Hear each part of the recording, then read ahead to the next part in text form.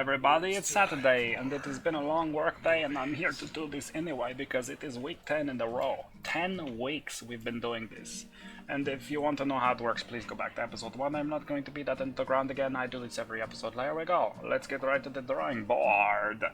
Let me remind you, of course, what an Infinity Chamber. This is the current champion of this series and all the movies it has defeated. Wow, good job, Infinity Chamber.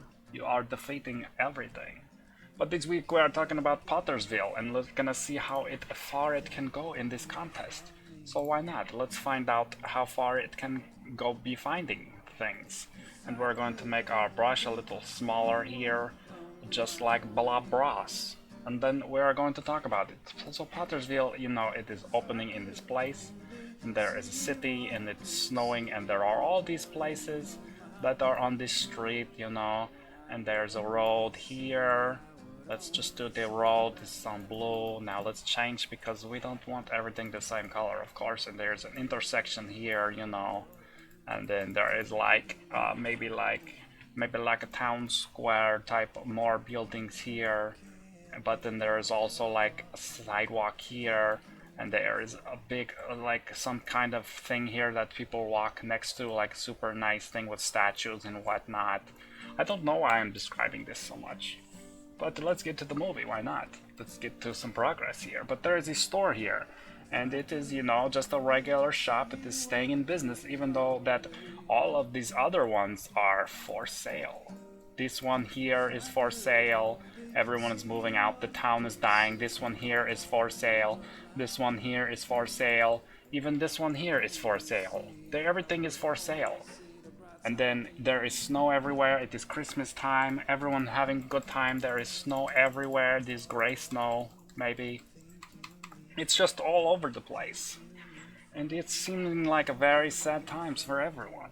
But then, you know, something happens where a guy that works here who is super nice man, he is helping people, you know, when they do not have money for groceries. He's giving them basically free groceries, like, here you go, man, take the free groceries, no big deal. I'm not gonna go out of business, right? Right? Yes, he might go out of business, but you know, he's such a nice guy. He does it anyway. He's like George Bailey from the It's a Wonderful Life. Good job, man. You're a nice guy. Let's get a new screen here. We're always forever doing this, getting new screens. Oh no, why not? It's good times. So this guy, you know, he decides one day because of somebody comes along and they said, hey man, this guy, he said, you guy right there, you need to get out. You need to stop being, you know, such boring nice guy and sitting around in this shop and just being, you know, just boring old nice guy. And you need to go out and you need to be excited and, you know, test the waters and be alive in this world. And so this guy, he does exactly that. He goes home and he's like being very spontaneous and he's having the roses here and he takes them home to his wife. And then, of course, he's getting upstairs to see his wife, and you know where this story is going, right? Everyone knows this plot of this movie. Almost, you know? You can tell when movies like this are happen that what is exactly going to happen. But he goes upstairs, and, you know, he's walking very slowly, whatever. Hey, I'm home, baby. And he goes inside, and guess what that he finds? He finds is that his wife is a crazy, like, a furry lady who's dressing up in bunny things, and she is with somebody else besides him, and she's clearly like just an evil lady who is just happening to be a furry. And then he is, of course, she is with someone else who is a furry, and that scene is kind of funny, you know. I don't know what I'm drawing. This is supposed to be a wolf or a squirrel or something, I'm not sure. I'm not sure what it is, but there are two furries there, and then that's when he is finding out that she is evil and is not a very good woman and is being the cheater lady. So, you know, he kind of goes crazy. He loses his beans. Like, his beans pop out of his belly and his head, and they just start bouncing around like they are Jaime Ordonez from El Bar, and his beans just go everywhere, and he goes crazy, and he starts, you know, his eyes turn into X's. And then he's getting this bottle here instead, and inside of the bottle is the the brown the brown liquid couragings are in there, and he's drinking it and getting craziness. And when he gets crazy, he gets, here's what he does, but he gets on the screen first. He goes out, and he's finding that, oh, you want to be a furry, do you? Well, I'm going to put on this furry mask thing that I just happen to have in this box here. And what's inside? It is a gorilla mask. And then let's switch to the black color of the gorilla and this for this one. And he is dressed up in gorilla outfit, and he is looking very crazy, not very realistic gorilla at all. But somehow he is convincing everyone that he is a gorilla. And then the town is becoming famous because they have the Bigfoot inside of their village. Suddenly, there's news cameras, and everything becomes a skyscraper, and there is a camera here, and a camera there, and then there's a helicopter shows up, and then there's a guy who's supposed to be like a movie star, who has a horrible Australian accent. He shows up. Lots of things happen just because of this one guy who just put on a gorilla suit and ran around drunk. But that's pretty much what the whole movie is about. We need it in the screen already. We're doing terrible with this, Hal. We're drawing too quickly. We need to slow down. We really need to slow down. Okay, so there's the gorilla. He's running around, and that's really... There's not much more to the plot than that. It's not very crazy at all. You just have gorilla running around.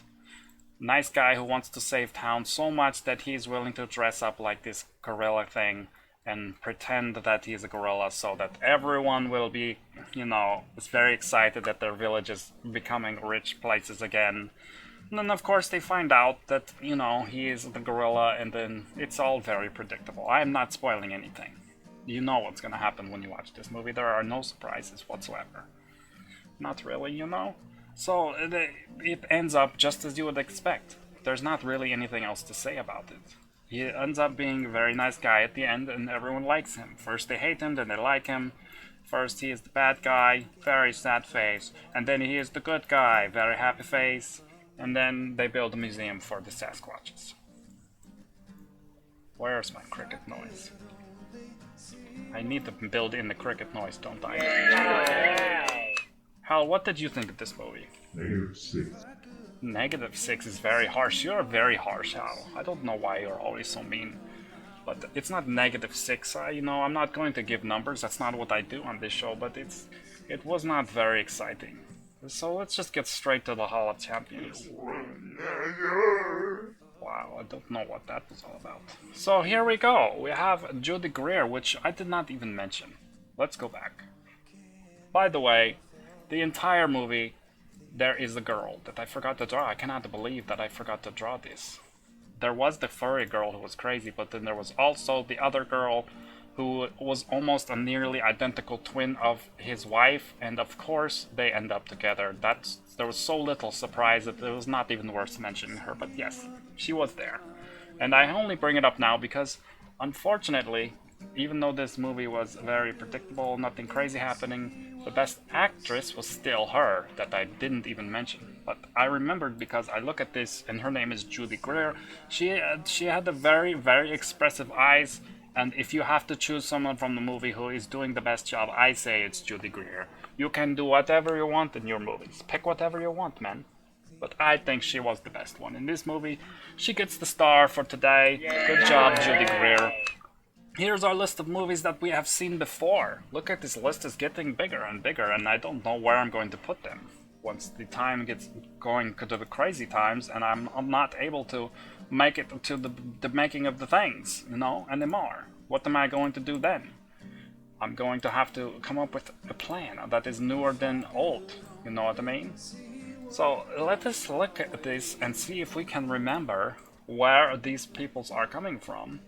This is the star of this last movie, of course. Jaime Ordonez is in a movie that's no longer exists. On this podium, he was in El Bar. Let us scroll that up here. And then, let's see, Christopher Soren Kelly, he was inside of this movie. Whoa, jump over this, he was over here in this movie. And then, just not getting confused at all, Jessica was over here in this movie. And then, Bensi Lucas, he is the one who is... Hey! Oh, Bensi Lucas, did he do Other Life? Or did he... I don't remember. I think he did Other Life, and I think that means Travis Malloy did Infinity Chamber. I am sorry if I am wrong, but no one's watching anyway. What do I care? And then these people, they are all the way over here with their creative camera work on Bushwick. And then all of these guys are fired. They did not win. And that's everybody, right? I think we've got it covered. Let's go ahead and get rid of it. Well, there you go, ladies and gentlemen. Very short episode because I really tried to get under 10 minutes because I know I'm talking and talking, and Hal brings his times and he's always talking and he's just saying normal random things and he's not helping very much. But I am very happy. We are on week 10. We have done this for a long time and I want to get up to 1,000,000 episodes, and I would love it for you to join us. If you want to find out what movie we're going to watch next, I'm about to tell you, so don't worry about it because I almost forgot to tell you. The next movie we are going to watch, once I find the correct layer, let me stall for a second here. Stalling, while I try to find the correct layer, because I'm losing big times. Turning off the drawings, my friends. There we are back on the main screen. The next movie, it is not Pottersville, is now vanished, goodbye. I am sorry, Pottersville, you are not good enough. You're very entertaining for a time, but not a long time. The next movie is going to be the Cloverfield Paradox. We are going back into the darkness of the sci-finess in this movie. It might have a chance. I do not know anything about the Cloverfield Paradox, but I am not quite as hate of the style of movie as the Cloverfield and the Blair Witch. I believe it was great jobs for them for the first time being. And I might like the enjoy. I've never heard of the Cloverfield Paradox. We'll see how it is. But just like with all the other movies, this is available on Netflix right now. So if you want to watch it, I'm running out of breath here, Hal. Please help me. If you want to watch it, Hal, you didn't say anything, and I wanted your help. Hello. Well, thank you. Hello. Goodbye. Yes, Cloverfield Paradox will be next. Go watch it. You will have good times, maybe. I don't know. I can't tell you. But we'll see if it beats Infinity Chamber next week, and I'll see you guys there. I am going to bed now. Goodbye.